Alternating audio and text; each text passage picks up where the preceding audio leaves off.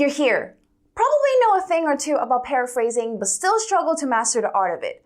Fear not. I'll explain how to paraphrase in 5 easy steps and give you a few tips along the way. Stay tuned.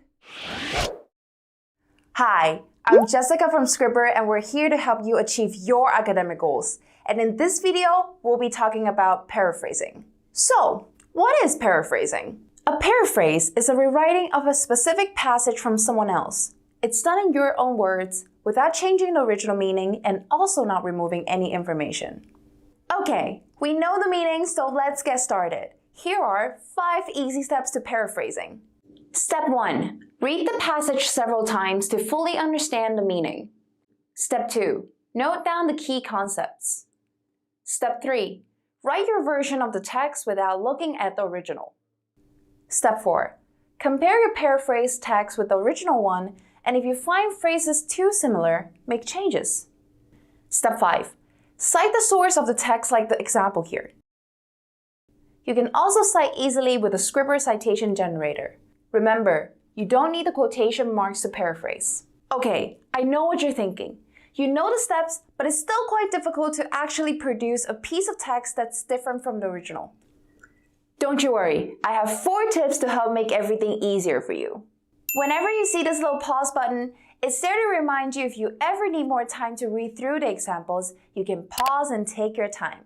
Tip number 1. Start your first sentence at a different point from the original source. Tip number 2. Use synonyms. Make use of the thesaurus if you can't think of any synonyms.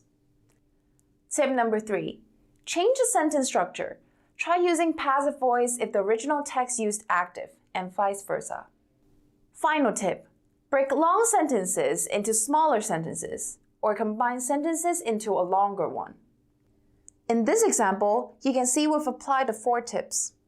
First, we introduce the context followed by the last part of the original sentence, which is the expectations of creators, regulators, and users.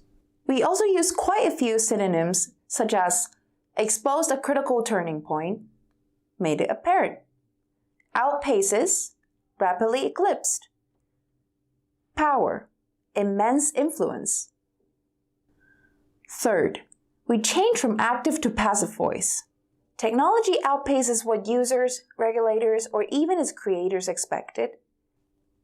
The expectations of creators, regulators, and users have been rapidly eclipsed by technology.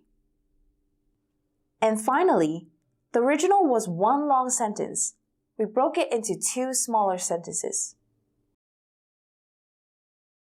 Now that you know the tips for paraphrasing, make sure you don't confuse it with quoting, which is when you copy a source word by word. Naturally, you should end up paraphrasing most of the information you found instead of quoting if you have done your research thoroughly, which is ultimately a better solution since it shows that you have digested your text, your paper will have a much better flow, plus your voice will remain dominant throughout the paper. With that being said, only use quotes when you are giving a definition, presenting an author's position, or when you want to support your argument. Make sure to check out this video on how to quote if you're interested.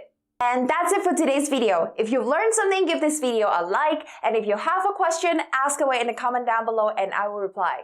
See you soon in our next video.